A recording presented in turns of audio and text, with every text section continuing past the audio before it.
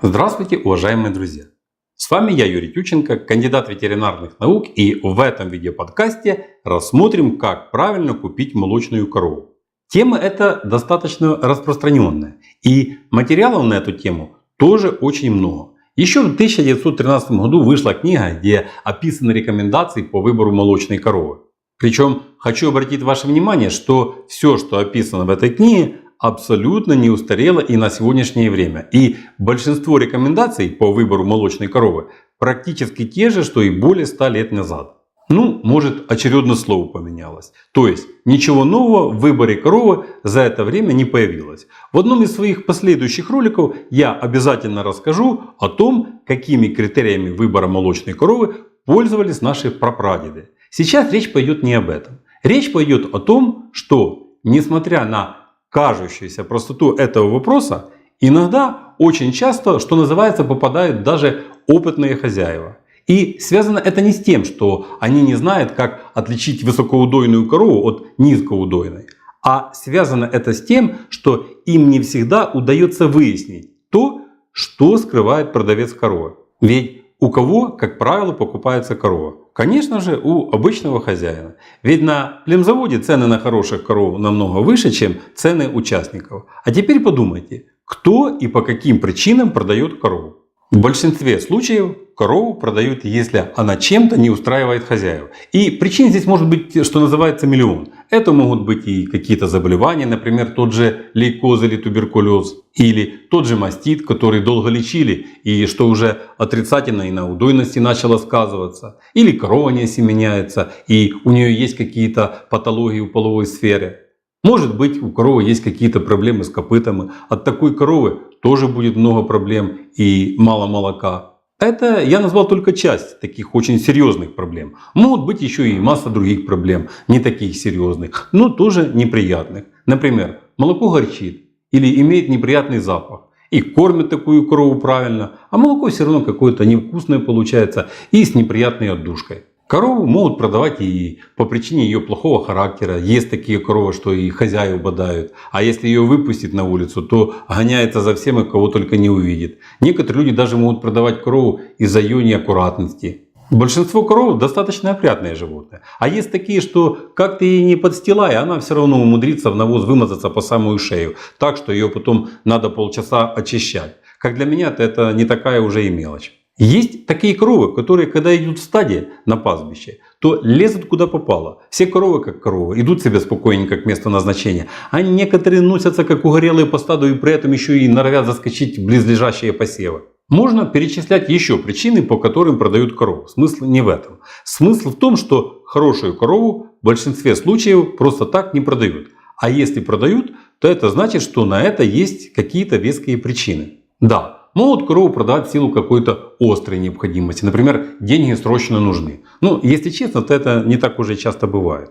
Могут продавать корову люди при переезде куда-то далеко. Или в семье, где держат корову, тот человек, который смотрел за коровой, отошел в мир иной. Бывают и такие случаи. Но, во-первых, в общей массе продаж таких случаев не так уже и много. А во-вторых, это вовсе не значит, что даже в этих случаях вы сможете купить корову, которая бы была хорошей и полностью вас устраивала. Поэтому при выборе коровы вы, конечно же, должны знать все признаки молочной коровы, но самое важное при выборе молочной коровы – это надо найти скрытые мотивы, по которым продается эта корова. Корова может иметь все признаки высокомолочной. Но это еще абсолютно не значит, что вы будете довольны покупкой. И вам потом через время не придется продавать свою корову уже не по цене коровы, а по цене живого веса, какому-то перекупу. Или если вы ушлый продавец, то тоже сможете впарить эту корову очередному бедолаге. Вы же понимаете, что при продаже коровы ни один продавец не будет говорить, что с коровой что-то не так. Наоборот, все будет как в стихе Михалкова. Помните? Корову продашь? Покупай, коль богат. Корова, гляди, не корова, а клад. Да так ли, уж выглядит больно худой, но очень жирна, но хороший удой. А много ли корова дает молока? Не выдаешь за день, устанет рука. Старик посмотрел на корову свою. Зачем я, буренка, тебя продаю? Корову свою не продам никому. Такая скотина нужна самому. То есть Смысл этого стихотворения в том, что следует помнить, что в основном продают то, от чего хотят избавиться. Помните, что вам нужна корова идеально здоровая, высокоудойная, плодовитая, спокойная, с хорошим аппетитом и характером.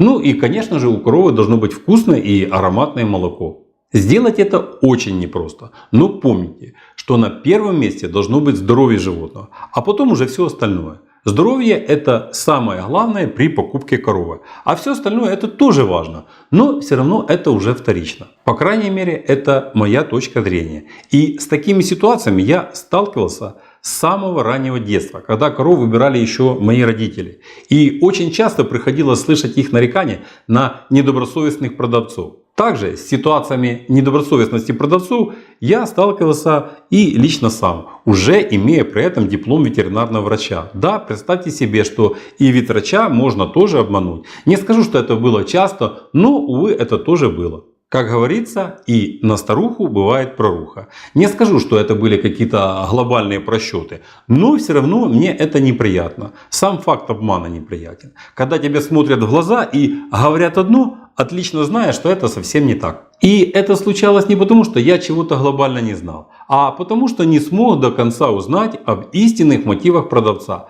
Таких мелочей действительно много. И в этом ролике я хотел максимально заострить ваше внимание на том, чтобы вы помнили, что при покупке коровы у вас должны быть ментовские подходы. Вы должны выяснить все скрытые мотивы продавца и помнить, что во многих случаях главным мотивом продажи есть желание продавца впарить вам корову, которая их не устраивает, за максимально большие деньги. А дальше это уже будут ваши проблемы. И помните, что доверчивость взгляда это не есть показатель правдивости продавца. Как максимально этого избежать, я вам расскажу в одном из своих последующих роликов. Если кто-то сталкивался с какими-то изощренными методами обмана со стороны продавцов, то поделитесь своим опытом в комментариях к этому видео. Это максимально поможет многим другим людям избежать таких неприятностей, особенно тем, кто хочет впервые купить себе корову, чтобы на начальном этапе неудачная покупка не отбила у них желание заниматься молочным животноводством. А пока всего вам доброго, здоровья вам и вашим животным, подписывайтесь на наш канал и до новых встреч!